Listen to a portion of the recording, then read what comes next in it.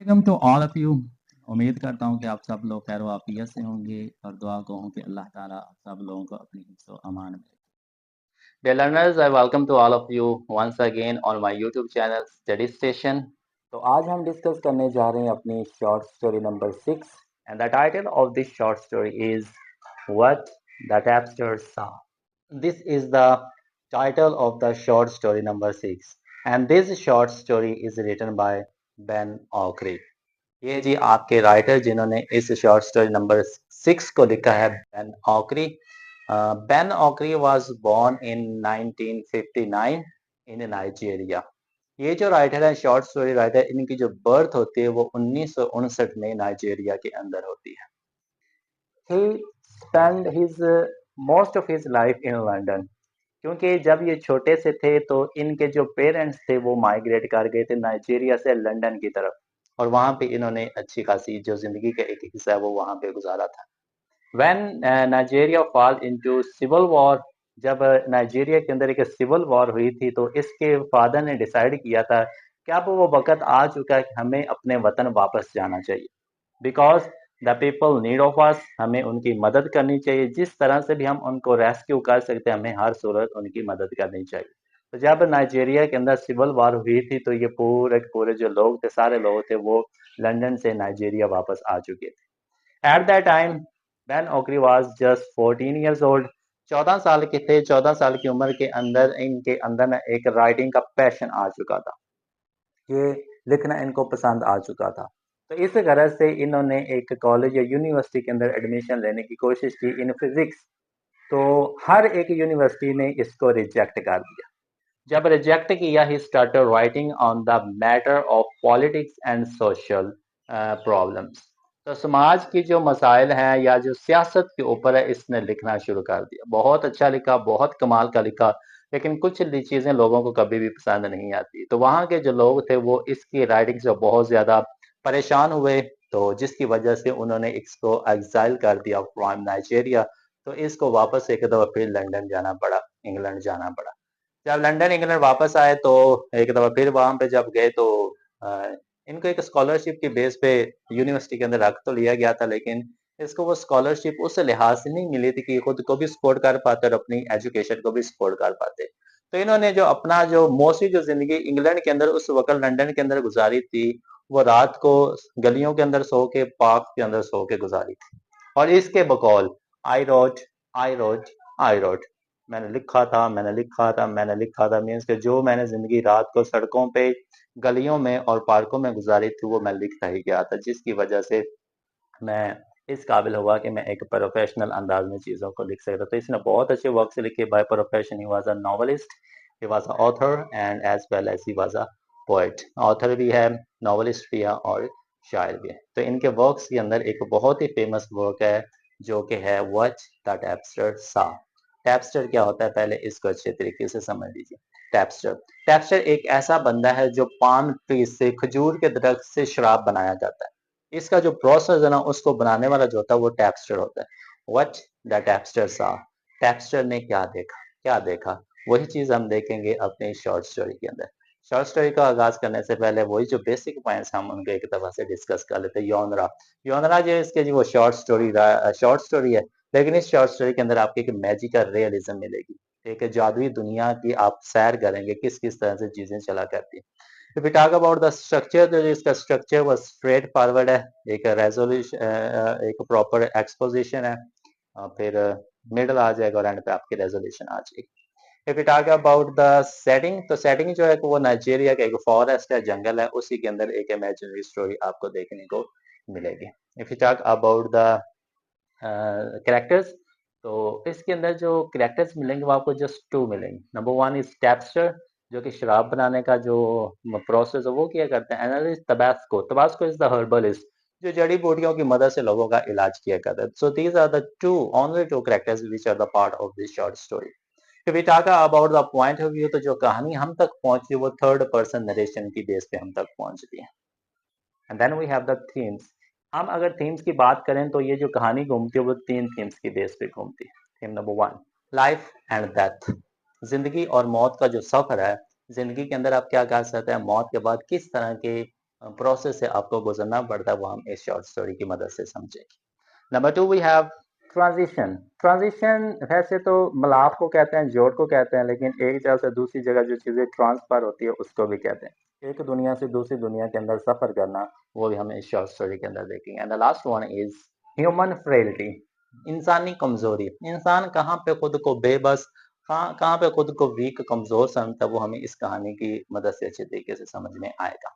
And that is second last point is symbols. तो symbol हमारे पास एक ही है, that is palm wine tree. ये जी आपका सिंबल, और ये जो चीज सिंबलाइज करता है वो पे ऑफ लिविंग, जिंदगी गुजारने का जो अमल होता है, और इसके साथ साथ जो लाइफ जिंदगी है उसको ये भी ये सिंबलाइज करता है। And the last one is motive. Motive हमारे पास इस कहानी की जो अंदर आता है वो आता है डेथ एंड रीबर्थ, मौत और दोबारा जिंदगी। दोबारा जिंदगी ये नहीं कि आप मर के दोबारा जिंदा दुनिया के अंदर ही हो जाएंगे, जिंदगी और बाद में जो एक ख्याल आती है दुनिया के अंदर आप चले जाते हैं, वो बेसिकली आपका रीबर्थ होता है। So these are the 8 points which you need to keep in your mind before starting this short story. What is that abstract सा? ये एक इमेजिनरी कहानी है, ये एक इमेजिनेटिव बेस पे कहानी है। ख्याल आती दुनिया के अंदर जाके हमें चीजें पता चलती। इस कहानी को समझने के लिए आपको एक पॉइंट का पता होना चाहिए, दैट इज एम्पीरियलिज्म। एम्पीरियलिज्म क्या होता है? जब बाहर की ताकतें, कोई और मुल्क दूसरे मुल्क के ऊपर आके जबरदस्ती हुकूमत करेगा, जबरदस्ती हुक्म चलाएगा, जबरदस्ती लोगों के ऊपर जुल्म ज्यादती करेगा, तो बेसिकली एम्पीरियलिज्म होगा। जिस तरह ब्रिटिश अमेरिका के अंदर आए थे, यहाँ पे जुल्म किया, उनकी जगह छीनी, उनके लोगों के ऊपर जुल्म किया, उनकी हर एक चीज को अपना बना लिया, तो बेसिकली वो एम्पीरियलिज्म है। तो इस कहानी के अंदर भी आपको एम्पीरियलिज्म के इफेक्ट नजर आएंगे, लेकिन वो एक सिंबलिज्म के तहत नजर आएंगे, वो एक और चीज के जरिए आपको नजर आएंगे कि जब दूसरे लोग हमारी सरजमीन के ऊपर हुकूमत करते हैं, तो बेसिकली कंडीशन किस तरह से हो जाती है, वो एक रियलिज्म, मैजिकल रियलिज्म के जरिए आपको पता चलेगी, और वो सिंबलिज्म के जरिए आपको पता चलेगी। तो इस कहानी को समझने के लिए इस पॉइंट को ध्यान में रखिएगा। So let's get started the short story what the tapster saw. अब इस कहानी के अंदर जिस तरह आपको बता दिया गया कि यहाँ पे 2 कैरेक्टर्स हैं, एक टैप्स्टर और एक टबैस्को हर्बलिस्ट। अब जो टैप्स्टर है वो रात के एक नाइटमेयर, डरावना ख्वाब देखता है। ये दोनों दोस्त होते हैं, तो अगले दिन वो ख्वाब बताने के लिए अपने दोस्त हर्बलिस्ट टबैस्को के पास चला जाता है, and he starts telling him the nightmare. अब वो ख्वाब बता रहा है, लेकिन जो हर्बलिस्ट होता है वो अपने काम के अंदर मसरूफ होता है, एंड ही सेज कि आज मेरे पास वक्त नहीं है, मैं तुम्हारे ख्वाब के ऊपर ध्यान नहीं दे रहा, you need to go and come tomorrow. तो कल मैं आपकी जो कहानी वो अच्छे तरीके से सुनूंगा। ये एक टैप्स्टर होता है, तो अगले दिन ये जंगल के अंदर चला जाता है। जंगल के अंदर जाके ये एक पाम ट्री के ऊपर चढ़ जाता है, और पाम ट्री से ये नीचे गिर पड़ता है। When he falls, he become unconscious, बेहोश हो जाता है। जब बेहोश होता है, वहां से कहानी का ट्विस्ट चलता है। जब ये बेहोश होता है, तो ये एक रियल दुनिया से ये एक इमेजिनेटिव ख्यालाती दुनिया के अंदर चला जाता है। ये एक दुनिया से दूसरी दुनिया के अंदर चला जाता है, और वो जो दुनिया इसको ख्वाब के अंदर नजर आती है, वो एक मैजिकल वर्ल्ड होती है। वो एक बहुत ही दर्दनाक, बहुत ही खौफनाक, बहुत ही परेशान कौन सी इसको दुनिया नजर आती है। और उस दुनिया के अंदर ये डिफरेंट चीजें देखता है, बहुत ही ज्यादा चीजें देखता है। हर एक चीज को उसने इसके अंदर दिखाया हुआ है कि किस किस चीज को वो देखता है। यहाँ पे इसको ख्वाब की दुनिया का जब अंदर जाता है, he sees a cluster of palm trees. ये खजूरों का एक दरख्तों के एक झुंड देखता है। वहां पे देखता है कि स्पाइडर्स एक जगह से दूसरी जगह जा रही हैं। वहां पे और भी डिफरेंट किस्म के एनिमल्स वहां पे घूम फिर रहे हैं। तो जो जो चीजें ये उस इमेजिनेटिव वर्ल्ड के अंदर, उस मैजिकल वर्ल्ड के अंदर देखता है, अपनी ख्यालाती दुनिया के अंदर देखता है, वो चीजें मैं आपको बता देते हैं को कौन कौन सी। इन तमाम चीजों को जहन में रखिएगा, और फिर हम इन चीजों को सिंबलाइज करेंगे किस तरह से चीजें चलती हैं। So that tapster saw so many strange things। तो उन स्ट्रेंज थिंग्स के अंदर कौन कौन सी चीजें आती है, लेट्स सी। टैप्स्टर जो होता है वो सबसे पहले क्या देखा, देयर वर 3 टर्टल्स। वहां पे उसको ना 3 कछुए नजर आते हैं, और उन 3 कछुओं में से एक कछुए का जो चेहरा है ना, वो उसके दोस्त हर्बलिस्ट तबास्को जैसा है। ये पहली चीज, अजीब चीज है वो जो उस ख्यालाती दुनिया के अंदर देखता है। And second thing is world was moving around led right, कि जो दुनिया है ना वो एक सुर्ख लाइट के गिर्द, सुर्ख लाइट आपको पता है कि वो एक खतरे का निशान होती है, तो जो दुनिया है ना वो उस सुर्ख लाइट के गिर्द ना घूम रही होती है। ये दूसरी चीज वो अपने ख्वाब के अंदर देखते हैं। Number 3, cobweb comes and throw web into his eyes. कि एक मकड़ियों का जाला उसके पास आता है और एक मकड़ी उसके आंखों के अंदर एक जाला फेंकती है, जिसकी वजह से उसकी आंखों के अंदर दर्द शुरू होना शुरू हो जाता है। This is the number 3। Number 4, green smoke because of blast somewhere. एक जगह पे उसकी आंखों से बहुत दूर एक जगह पे धमाका होता है, उस धमाके की वजह से ना एक सबज कलर का धुआं वहां से उठता है, ये उसको एक अजीब चीज नजर आती है। Number 5, firing on people. लोगों के ऊपर गोलियां बरस रही हैं, धमाके हो रहे हैं, लेकिन धमाकों का जो धुआं कहीं भी नजर नहीं आता। ये बड़ी ही एक अजीब सी स्ट्रेंज सी चीज है कि आग लगी हुई, धमाके हो रहे हैं, लेकिन उन चीज का स्मोक धुआं कहीं भी नजर नहीं आता। And the next thing is a very strange snake. एक ना बड़ी ही अजीब सी किस्म का, अजीब सी शक्ल का ना इसके एक सांप भी नजर आता है। ये सारी जो चीजें सिंबलाइज वेस्टर्न कल्चर या ब्रिटिश को, अंग्रेजों को सिंबलाइज करती है। Then he sees alligators, rotten smell, horror of wars, poverty, collapse of bridges, roads, creeks without names, human skeleton, mindless accidents, dogs turning into gourmets, old man died while sitting and reading Bible ups and down. तो ये कुछ चीजें थी वो जो अपने ख्वाब के अंदर देखता है, और उसके साथ साथ वो एक साइन बोर्ड एक जगह पे जाता है, तो उसके सामने ना कुछ लोग काम कर रहे होते हैं, लेबर्स काम कर रहे होते हैं, और वो जो काम कर रहे हैं तो वो एक डेल्टा कंपनी की तरफ से काम कर रहे हैं। और वो जो डेल्टा कंपनी होती है वो बेसिकली एम्पीरियलिज्म की होती है, एम्पीरियलिज्म की वजह से होती है। मीन्स के जो अंग्रेज है वो यहाँ पे आ चुके हैं, उन्होंने यहाँ के बाशिंदों को, यहाँ के नेटिव्स को मजदूर बना लिया, और वो जो मजदूर है वो उनके लिए काम कर रहे हैं, और उनकी जो कंपनी होती है वो डेल्टा कंपनी होती है। और इस डेल्टा कंपनी के बाहर एक साइन बोर्ड लगा होता है, और साइन बोर्ड के ऊपर लिखा होता है ट्रेसपासर्स विल बी परसिक्यूटेड। ये उस साइन बोर्ड के ऊपर लगा होता है, और ये सारी चीजें वो अपने ख्वाब के अंदर देख रहा है।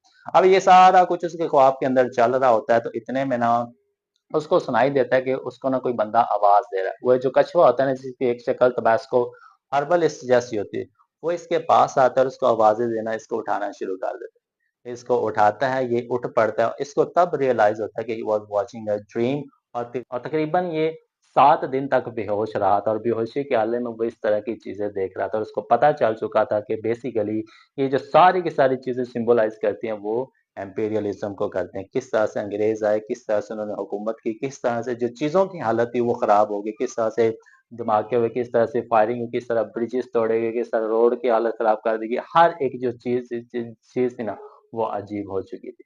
तो वहाँ यहाँ पे एंड पे वो आखिरी लाइन बोलता है कि जब तक इंसान दिल से गुलामी तस्लीम नहीं करता, तब तक कोई बंदा उसका कुछ भी नहीं निकाल सकता। हम तब तक ही गुलाम रहते हैं जब तक हम दिल से तस्लीम करते रहते हैं और दिमाग से तस्लीम करते रहते हैं। ज़हन गुलाम हो, दिल गुलाम हो, तो कोई बंदा भी आपको आज़ाद नहीं करवा सकता। So what he says at the end, ये टेक्सचर आकर पे बताता है। So this is your short story number 6। उम्मीद करता हूँ कि ये जो पॉइंट्स है वो आपको समझ में आ गए होंगे। Thank you so much. Have a nice day to all of you.